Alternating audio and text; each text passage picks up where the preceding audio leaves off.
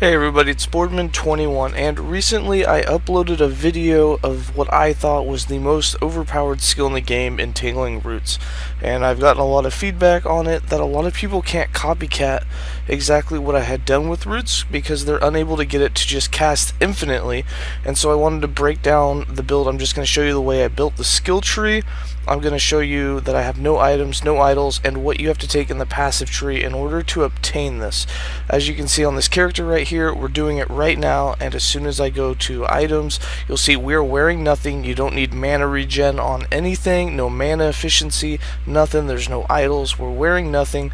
On the passive tree, what you will need is 5 points in Druid to unlock the skill, and just so you see what we did, we put 5 points in Soul's Attendant. You'll need 8 points in Shaman, 8 points in Shaman for Shamanic Infusion, which gives you the 16% increased mana regen, and then 20 points in your base class, obviously, to unlock the other two. And where we put the points, none of this is for mana, but where we put the points was 8 points in Primal Strength, 8 points in Natural Attunement, 2 points in Primal Medicine, 1 point in Hunter's Restoration, and 1 point in Ancient Call.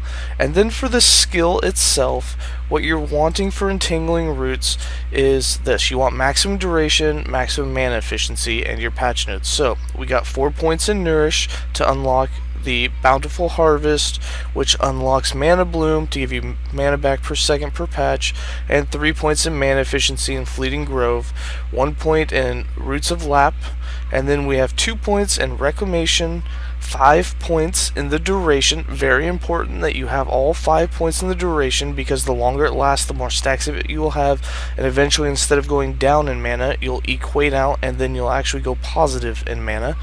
And 3 points in area to make sure that you're always in all 3 patches when you're standing there. And with that, here's one more example. You just start when you have mana, and your mana will drop, but as the root patches start to stack up, because they last over 7 seconds, you get to a point where you get your mana back, and your mana fills up all the way to the point where it's full, and you can officially cast this forever, as we are doing here, and this is what the gameplay shows. Now, couple of things that you can do if somehow you're still struggling, even though we just showed you that you can do this on any character without items. If for some reason you're not able to do it, put mana regen on a weapon and then throw the weapon on, and it should be even easier. But as you have the points, if you take a point out of entangling roots and you do not have mana efficiency, or you do not have lasting briar all the way, and you respec a point out of this, there's a good chance it won't work even with one missing point. If I do this again and we run it, there's a chance this might not work. I haven't tested this, we're doing this live right now, but even with 1 point missing, it looks like we're kind of stuck at the lower mana level. Well, it's starting to fill back up. You might be able to do it. Oh, looks like we can do it with 1 point missing, and you can put that point somewhere else, but you can see how that really made a difference. So if you do the maximum duration and you have the 8 points in the Shaman for that little bit of mana regen, even with no items, nothing else, you can do this. Now, things that might affect this, that make it to where you're not capable of doing it, if you have a lot of increased cast speed, it might be casting it faster, and you're running out of mana before you have a chance to regen the mana. That might be what's happening for some of you.